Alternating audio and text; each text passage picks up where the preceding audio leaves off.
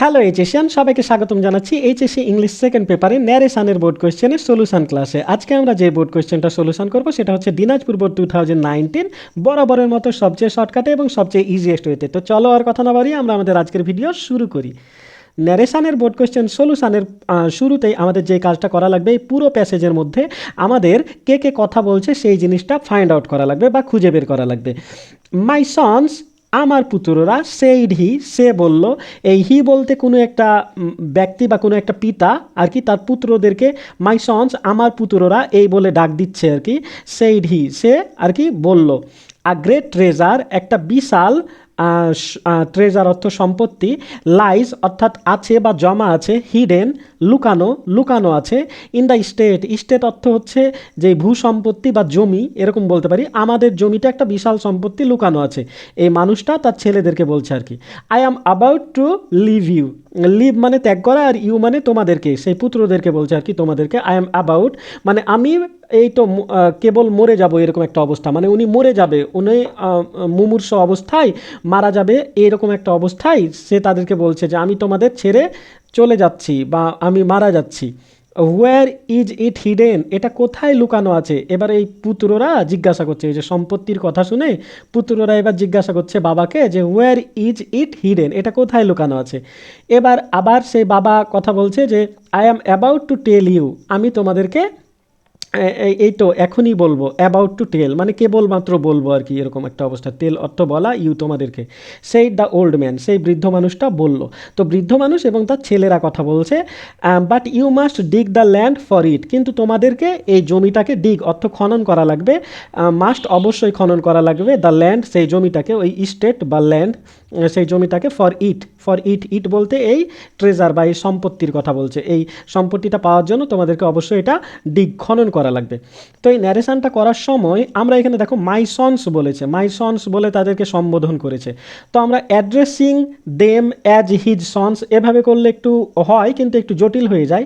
তাহলে আমরা এই যে মাই সন্স বলে কিন্তু এই বৃদ্ধ লোক, এই যে দ্য ওল্ড ম্যান, সে কিন্তু তার এই পুত্রদেরকে কিন্তু মাই সন্স বলে আর কি ডাক দিয়েছে বা তাদেরকে আর কি সম্বোধন করেছে বা তাদের মনোযোগ আকর্ষণ করেছে। তাহলে এটাকে এই মাই সন্স এই অংশটুকুকে আমরা drawing the attention of his sons এরকম করেও কিন্তু আমরা লিখতে পারি যে তার পুত্রদের কি মনোযোগ আকর্ষণ করে, drawing the attention of his sons এভাবে এনেও কিন্তু এই অংশটুকু আমরা করতে পারবো। তারপর এখানে দেখো এই পরের অংশে কি আছে, a great treasure lies hidden in the state. এখানে দেখো লাইজ আছে, লাইজ অর্থাৎ প্রেজেন্ট ফর্মে আছে, প্রেজেন্ট ইনডিফিনিট টেন্সে আছে আর কি। আর গ্রেট ট্রেজার এটা সাবজেক্ট, আর লাইজ এটা ভার্ব। এই সাবজেক্টটা থার্ড পারসন সিঙ্গুলার নাম্বার হওয়ার কারণে এটার সাথে এস বা ইএস যুক্ত হয়েছে। তো যাই হোক, এটা প্রেজেন্ট ইনডিফিনিট টেন্সে আছে।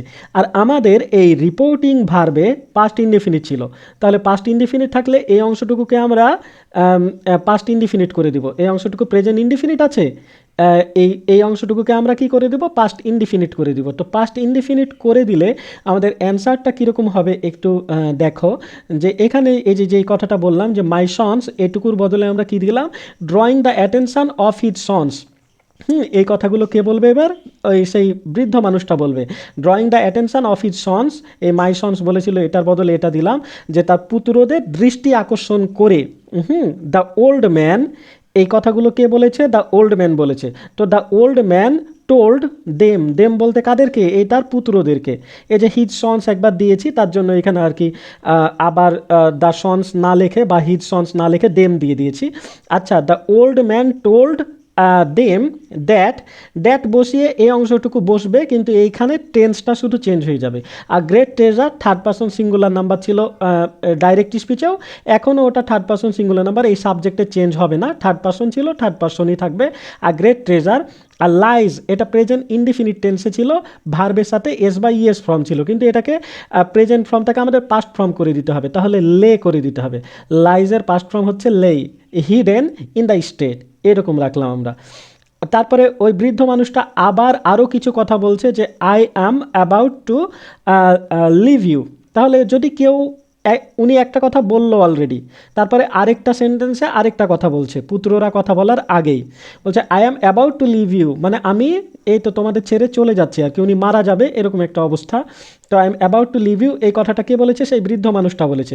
তো একই সাথে যদি দুইটা কথা বলে তাহলে প্রথমে যেটা বলেছিল তারপরে আমরা অলসো সেইড দ্যাট বলতে পারি বা অ্যাডেড দ্যাট বলতে পারি, বা এরকম করতে পারি আমরা যে হি অ্যাডেড দ্যাট এভাবে আনতে পারি, বা the old man added that.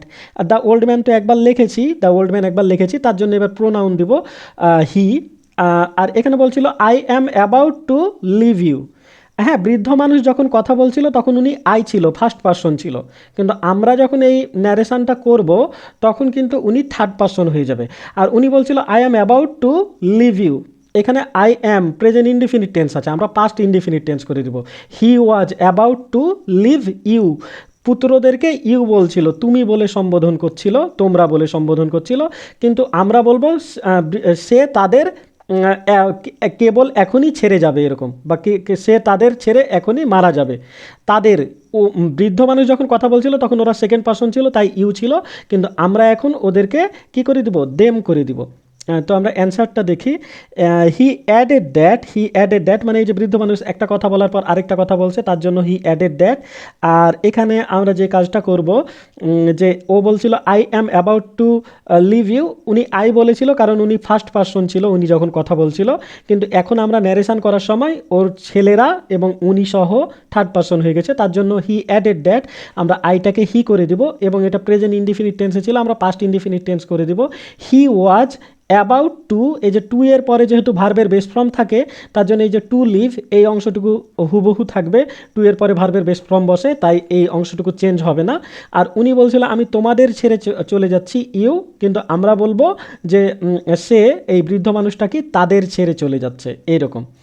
এবার পুত্ররা আবার প্রশ্ন জিজ্ঞাসা করেছে, এখানে যে যে ইন্টারোগেটিভ সেন্টেন্স, প্রশ্নবোধক চিহ্ন আছে, এখানে ইন্টারোগেশন মার্ক আছে, এখানে বলছে ওয়্যার ইজ ইট হিডেন। তো আমরা জানি যে প্রশ্ন যদি জিজ্ঞাসা করে তাহলে আমরা আক্সড দেব, যে দ্য সন আক্সড।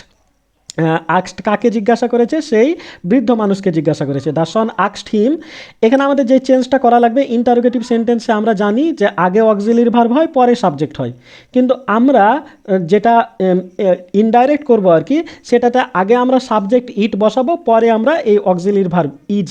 ইজ তো বসবে না, এটা ওয়াজ হয়ে যাবে, কারণ ওয়্যার ইজ ইট হিডেন এটা কোথায় লুকানো আছে, এটা প্রেজেন্ট ইনডিফিনিট টেন্স ছিল, আমরা পাস্ট ইনডিফিনিট টেন্স করে দেবো, তার জন্য ইজটা ওয়াজ হয়ে যাবে। তো দেখি আমাদের উত্তরটা কীরকম হয়। এখানে দেখো যে দ্য সন আক্সড, এই যে দ্য সন আক্সড প্রশ্ন, তার জন্য আক্সড দেব, এবং কাকে জিজ্ঞাসা করেছে? সেই বৃদ্ধ মানুষকে, তার জন্য এই যে হিম সেটা এই অবজেক্টটা বসবে। তারপরে আরেকটা কথা আছে যে এই যে ডাব্লিউএইচ কোয়েশ্চেন দিয়ে যদি আর কি ইন্টারোগেটিভ সেন্টেন্স শুরু হয় তাহলে সেই ডাব্লিউএইচ কোয়েশ্চেনটা ওয়্যারই বসে যাবে, এই যে এখানে ওয়্যার ছিল এই ওয়্যারটাই বসে গেল। আর এখানে আগে অক্সিলিয়ারি ভার্ব ছিল পরে সাবজেক্ট ছিল, কিন্তু আমাদের ইনডাইরেক্ট করার সময় আগে সাবজেক্ট পরে অক্সিলিয়ারি ভার্ব, ওয়্যার ইট ওয়াজ এই যে হিডেন, এই হিডেনটা বসে গেল। আর এটা যেহেতু অ্যাসার্টিভের স্ট্রাকচার হয়ে গেল, ইন্টারোগেটিভের আর স্ট্রাকচার নাই, সাবজেক্ট আগে তারপর ভার্ব বা অক্সিলিয়ারি ভার্ব, তারপরে এখানে এটা যেহেতু অ্যাসার্টিভের স্ট্রাকচার হয়ে গেছে তার জন্য এখানে আর কি আমাদের আর প্রশ্ন হবে না, এখানে একটা ফুল স্টপ হবে এরকম। এবার সেই বৃদ্ধ আর কি জবাব দিচ্ছে I am about to tell you. হ্যাঁ, I am about to tell you এটা আবারও প্রেজেন্ট ইনডিফিনিট টেন্সে আছে, তো আমরা করে দিব যে প্রেজেন্ট ইনডিফিনিট টেন্সে থাকলে আমরা পাস্ট ইনডিফিনিট করে দিব, যে সাবজেক্টও চেঞ্জ করবো আবার পাশাপাশি, he was about to tell them, you বলেছিল দেম করে দেবো, এই যে আগের মতো এখানে যেরকম দেম করেছিলাম এখানেও সেরকম দেম করে দেবো ইউকে, এই যে এই ইউকে আমরা দেম করেছিলাম এখানে, এই যে এই ইউকে আমরা এখানে দেম করেছিলাম, তাহলে এখানেও আমরা এই ইউকে দেম করে দিব। পাশাপাশি উনি আরও কিছু কথা বলছে, said the old man but you must dig the land for it, but you must কিন্তু তোমাদের অবশ্যই এটার জন্য এই জমিটাকে খনন করা লাগবে এরকম বলছে। তো বাট এই কনজাংশনটা আমরা এটা দুইটা সেন্টেন্সে মানে এই ন্যারেশনটা দুইটা সেন্টেন্স না এনে আমরা একটা সেন্টেন্সেই করতে পারবো, এই বাট এই কনজাংশনটা ব্যবহার করে আর কি। ইউ মাস্ট, ইউ বলতে এই পুত্রদেরকে বোঝাচ্ছে আর কি, ইউ মাস্ট থাকলে আমরা জানি যে এটা চিরন্তন বাধ্যবাধকতা না, সেখানে হ্যাড হয়ে যায়। যেমন মনে করো যে আমি বললাম যে উই মাস্ট ডাই আমাদের অবশ্যই মরতে হবে, হ্যাঁ, আমাদের তো অবশ্যই একসময় মরতে হবে, তাহলে এটা কিন্তু সব মানুষই মরবে, তাহলে এটা চিরন্তন বাধ্যবাধকতা বা এটা সার্বজনীন বা এটা সত্য, তার জন্য এই মাস্টটি থেকে যাবে। কিন্তু এই মাস্ট দিয়ে কি এরকম চিরন্তন বাধ্যবাধকতা বোঝাচ্ছে? You must dig the land for it, তোমাদেরকে অবশ্যই খনন করতে হবে। এই মাস্ট দিয়ে কাদের খনন করতে হবে? এটা কি সব মানুষকে বা চিরন্তন সবার জন্যই কি প্রযোজ্য এই মাসটা? না, শুধু সেই পুত্রদেরকে খনন করতে হবে। এই পুত্রদেরকে খনন করতে হবে, তার জন্য এই মাস্টের বদলে যে মাস্ট দিয়ে চিরন্তন বাধ্যবাধকতা বুঝাবে না, সেখানে আমরা বসাবো হ্যাড টু। তাহলে আমাদের এই মাস্টের বদলে আমরা হ্যাড টু দিয়ে দেবো। বাট দে, এই ইউ দিয়ে বোঝাচ্ছিল যে তোমাদেরকে কি করতে হবে? খনন করতে হবে। আর আমরা যখন ইনডাইরেক্ট করব তখন আমরা বলবো যে দে হ্যাড টু, মাস্টের বদলে হ্যাড টু দেবো এবং হ্যাড টু এর পর ভার্বের বেস ফর্ম বসে ডিগি রেখে দেবো। দ্য ল্যান্ড ফর ইট, এই ইটে রেখে দেবো। তো দেখি আমাদের অ্যান্সারটা কীরকম হয়। এখানে দেখো যে the old man reply that, এই যে বৃদ্ধ মানুষটা জবাব দিল যে হি ওয়াজ অ্যাবাউট, ও বলেছিল আই অ্যাম অ্যাবাউট, আমরা বলে দেবো হি ওয়াজ, প্রেজেন্ট টেন্সটাকে আমরা পাস্ট টেন্সে আনবো। He was about to leave you, উনি বলেছিল আমি তোমাদের ছেড়ে যাচ্ছি, আমরা বলবো সে তাদের ছেড়ে চলে যাচ্ছে, কারণ থার্ড পারসন হয়ে যাবে এখন।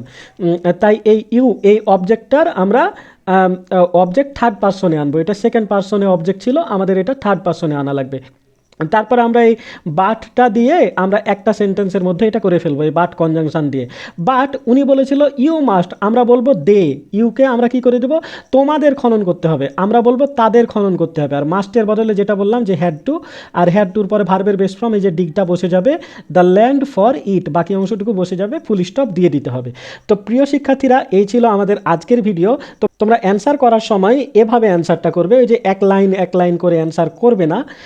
আমি তোমাদের বোঝানোর সুবিধার জন্য আর কি ওখানে এক লাইন করে অ্যান্সারটা করেছি। তো প্রিয় শিক্ষার্থীরা, এই ছিল আমাদের আজকের ভিডিও। আশা করি আমাদের আজকের ভিডিওটা তোমাদের কাছে ভালো লেগেছে এবং ভালোভাবে বুঝতে পেরেছো। তারপরেও তোমরা কতটুকু বুঝতে পেরেছো বা তোমাদের কাছে আমাদের ভিডিওটা কেমন লেগেছে অবশ্যই তোমরা কমেন্ট বক্সে কমেন্ট করে জানাবে। পাশাপাশি তোমরা আমাদের কাছ থেকে কী ধরনের ভিডিও চাও বা আমাদের ভিডিওগুলোর ব্যাপারে কোনো সাজেশন বা পরামর্শ থাকলে অবশ্যই তোমরা কমেন্ট বক্সে কমেন্ট করে জানাবে। দেখা হচ্ছে তোমাদের সাথে পরের ভিডিওতে, ততক্ষণ পর্যন্ত তোমরা ভালো থেকো, সুস্থ থেকো, এইচএসসি গুরু ইউটিউব চ্যানেলের সাথে থেকো। আল্লাহ হাফেজ।